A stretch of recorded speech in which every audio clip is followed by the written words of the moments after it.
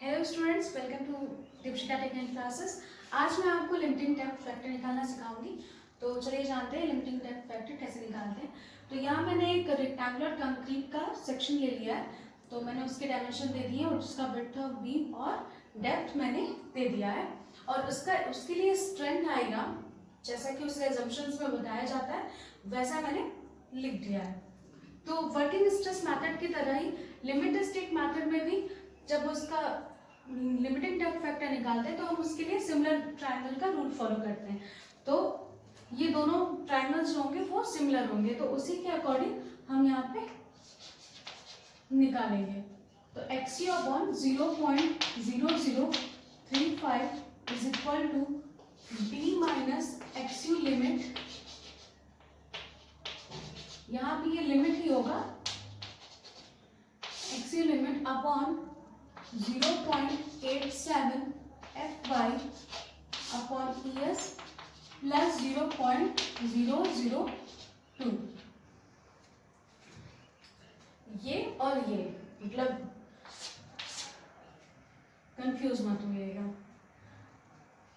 उसके बाद मैं क्या करूंगी, इसका क्रॉस में मल्टीप्लिकेशन और डिवीजन कर दूंगी। तो ये हो जाएगा 0.87 Fy अपॉन ES प्लस 0.002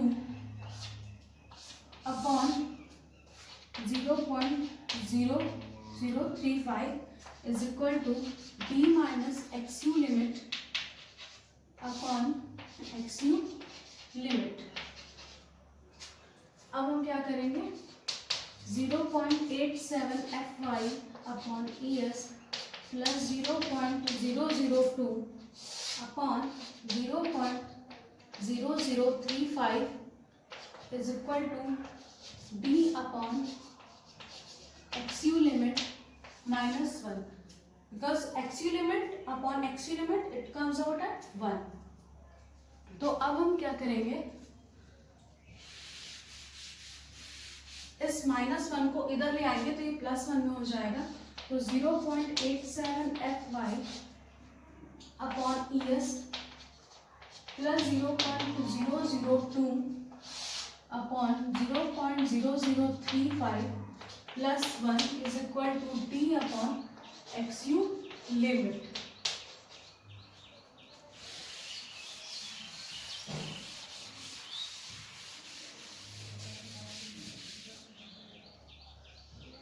अब हम यहाँ LCM ले लेंगे तो ये हो जाएगा 0.87 Fy upon ES plus 0.002 plus 0.0035 का जब हम 1 में मल्टीप्लाई करेंगे तो हो जाएगा 0.0035 upon 0.0035 is equal to D upon XU limit.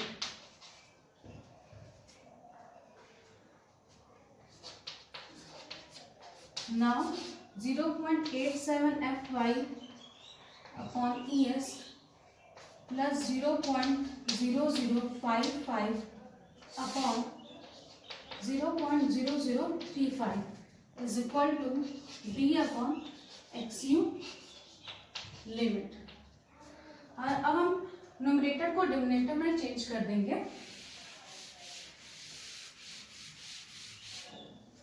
Numerator को डिनोमिनेटर में चेंज करने के लिए 0.0035 upon 0.87 Fy upon ES plus 0.002 0.0055 is equal to XU limit upon D।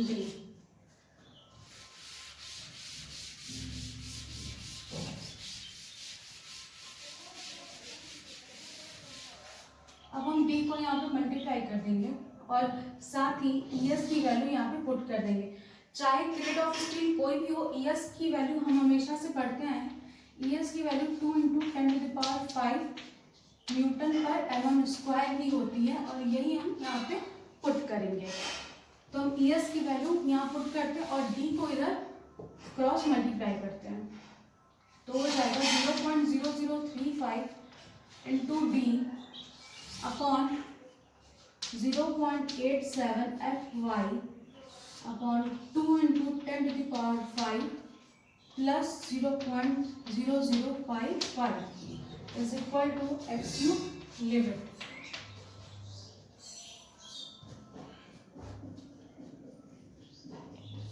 Zero point 0.0035 upon into D upon, अब हम यहाँ भी एलसीएम ले लेंगे तो ये कितना हो जाएगा 0.87 FY प्लस अब 2 इंटू 10⁵ का जब हम इसमें मल्टीप्लिकेशन करेंगे तो आ जाएगा 1100 upon 2 into 10⁵ is equal to XU limit.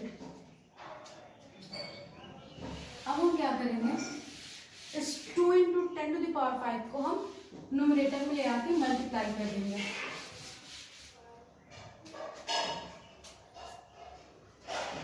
तो 0.0035 into D into 2 into 10⁵ upon 0.87 FY plus 1100 is equal to XU limit.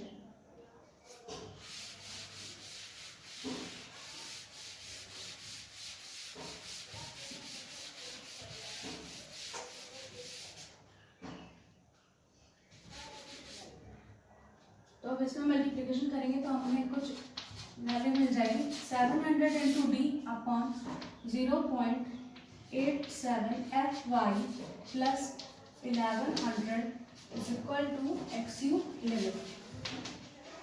हमें XU लिमिट का फॉर्मूला मिल चुका है, अब हम इसे और ऑर्गेनाइज वे में लिख लेंगे। XU limit is equal to 700 upon 0.87 FY plus 1100 into D।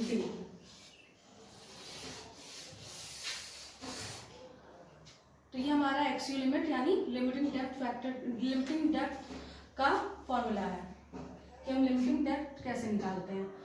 और एक और टर्म मैंने यूज किया लिमिटिंग डेप्थ फैक्टर। तो जैसे हमने वर्किंग स्ट्रेस में पढ़ा था न्यूट्रल एक्सिस फैक्टर या क्रिटिकल न्यूट्रल एक्सिस फैक्टर, वैसे ही लिमिटिंग डेप्थ फैक्टर होता है। वो क्या होता है, XU limit is equal to KU into D। Working stress में हमने क्या पढ़ा था, XU is equal to K into D। तो यहाँ हमने क्या पढ़ा है, XU limit is equal to KU into D। KU का क्या है यहाँ पे, लिमिटिंग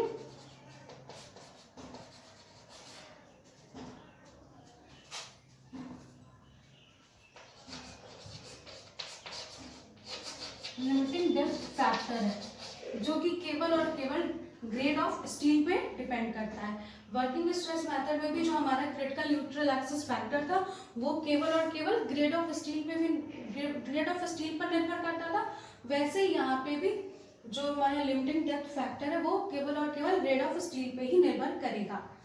तो ये निकल जाता है। अब एक और इम्पॉर्टेंट चीज है, ये जो डिफरेंट ग्रेड ऑफ स्टील है उनके लिए KU की वैल्यू क्या आती है, तो हम निकाल लेंगे।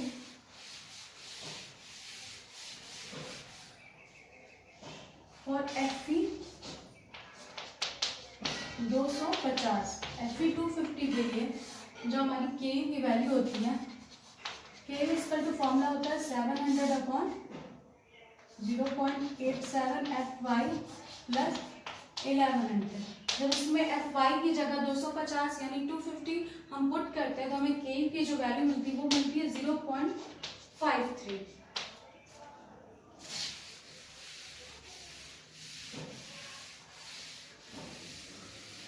ऐसे ही जब हम Fe 415 के लिए जब हम KU की वैल्यू देखते हैं तो KU इक्वल टू क्या हो जाता है 0.48। और ऐसे ही जब हम FE 500 के लिए देखते हैं तो EU की वैल्यू 0.46 हो जाती है। ये बहुत इंपॉर्टेंट रिजल्ट्स है जिनका हम न्यूमेरिकल्स सॉल्व करने के लिए यूज़ करते हैं। आई होप आपको लिमिटिंग डेप्थ फैक्टर का ये टॉपिक समझ में आया होगा। तो वीडियो अच्छी लगे तो प्लीज़ लाइक और शेयर ज़रूर करें। Thank you.